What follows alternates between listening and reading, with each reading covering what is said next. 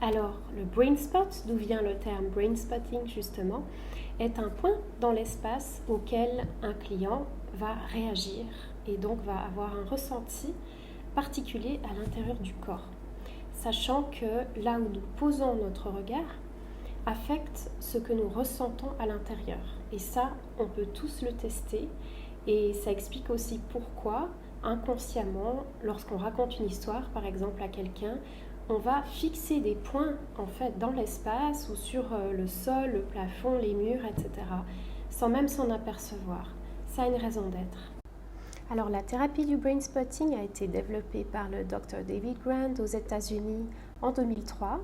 Et le Dr David Grant était un praticien en EMDR et c'est à travers en fait l'approche de l'EMDR qu'il a découvert l'impact des brain spots. Vous avez certainement entendu parler du cerveau limbique, qui est notre cerveau de mammifère et qui est aussi le siège des émotions. On a aussi le cerveau reptilien, qui est encore plus bas, avec le tronc cérébral, qui est notamment responsable de la réponse à des dangers. Et puis, on a aussi le néocortex, partagé par les primates et qui permet justement les processus de pensée, d'organisation, de logique, d'analyse, etc.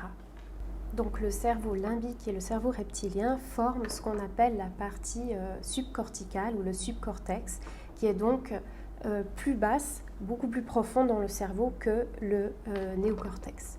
La thérapie verbale, typiquement, qui est basée sur le dialogue, va pouvoir aider en fait à retrouver une logique, réorganiser les pensées et se réattribuer une histoire, une narration en fait de nos épreuves et de nos blessures, mais ça ne va pas aller traiter justement les informations qui se trouvent dans les zones subcorticales.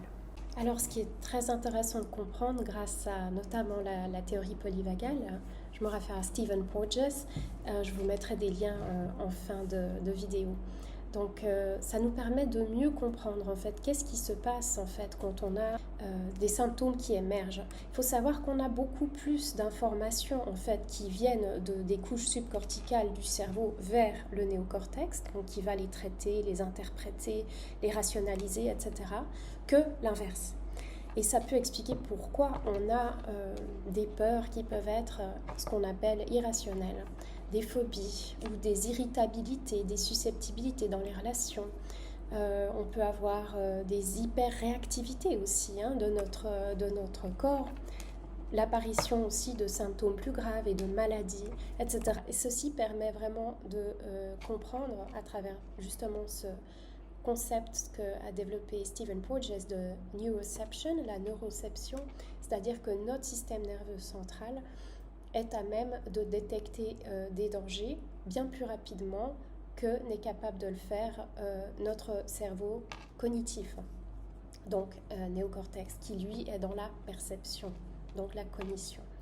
Et donc au niveau de la neuroception, notre corps réagit beaucoup plus rapidement. Ça explique pourquoi dans des situations d'extrême, par exemple, des personnes qui doivent porter secours à, je sais pas, à imaginer un enfant qui court sur une route, une voiture arrive, il va pouvoir déployer, avant même d'avoir le temps de réfléchir à une stratégie, des réactions extrêmement efficaces et extrêmement performantes pour pouvoir aller sauver cet enfant.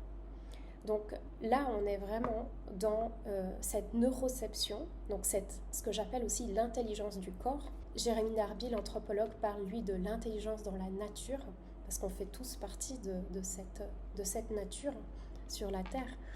Et ceci permet d'expliquer comment on peut finalement faire preuve de force absolument parfois surhumaine, au-delà des lois de la physique, pour pouvoir gérer des situations de danger extrême.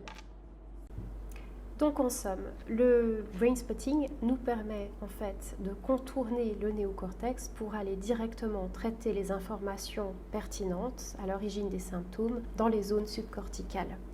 Et ceci aussi à l'aide des sons binauraux et de cette position oculaire fixe autour de laquelle les régions subcorticales vont se réorganiser. Maintenant, si vous souhaitez voir une petite démonstration de brain spotting, j'ai une cliente qui a accepté de faire une démonstration avec moi que vous pouvez regarder. Et si vous souhaitez de plus amples informations sur le brain spotting, je vous mets quelques liens à disposition. Et vous pouvez aussi visiter la page de mon site internet dédiée au brain spotting et me contacter si vous avez des questions.